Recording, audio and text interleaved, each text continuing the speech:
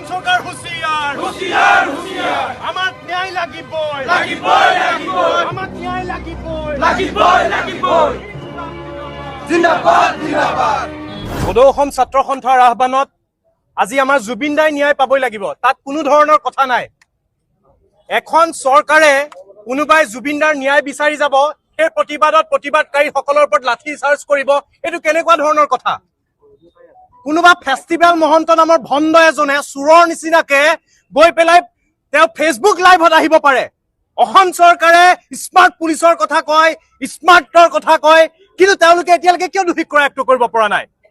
এজন মেনেজাৰ চুৰ মস্ত কালপিত কিবা সিদ্ধাৰ্থ শৰ্মা বুলি কোটি লুটি পুটি খালে জুবিন দাক গোটেই জীৱন যাত্ৰাত যিমানখিনি অৰ্থ সংগ্ৰহ কৰিলে তাত এতিয়া সেই তেখেতৰ যিটো অৱস্থা সেইজন মেনেজাৰক কিয় কৰায়ত্ব কৰা হোৱা নাই আজি আমি সমদল কৰিছো ৰাইজ একত্ৰিত হৈছে জুবিন দাই ন্যায় পাব লাগিব তদন্ত পানী নসৰকা হ'ব লাগিব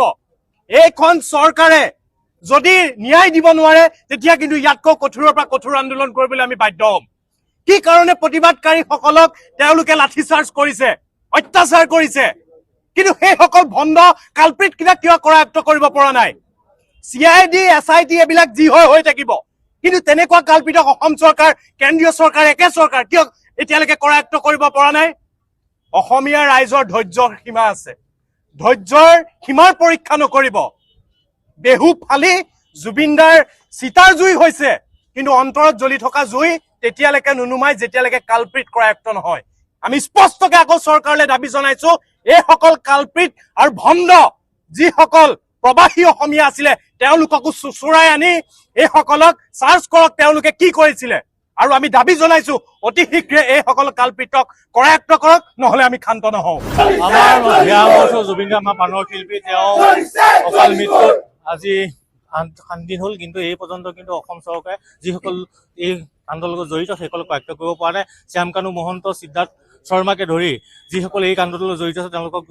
ধৰিব পৰা নাই তাৰ কাৰণে আজি সদৌ অসম ছাত্ৰ সন্থাৰ আহ্বানত প্ৰতিখন জিলা সদৰত আজি সমদলে আমি প্ৰতিবাদ সাব্যস্ত কৰিছো আমি চৰকাৰক দাবী উত্থাপন কৰিছো যে অতি শীঘ্ৰে এইসকল কালপিতক কৰায়ত্ব কৰক আৰু এটা কথা আপোনালোকক স্পষ্টভাৱে কৈছো জুবিন দাৰ চিতাখনহে শেষ হৈছে কিন্তু অসমৰ মানুহৰ আৱেগৰ অন্তৰত কিন্তু জুবিন দাৰ এই চিতাখনৰ জুই জ্বলি আছে এইখন জুই যেতিয়ালৈকে ন্যায় নাপায় জুবিন দাৰ তেতিয়ালৈকে এই সংগ্ৰাম চলি যাব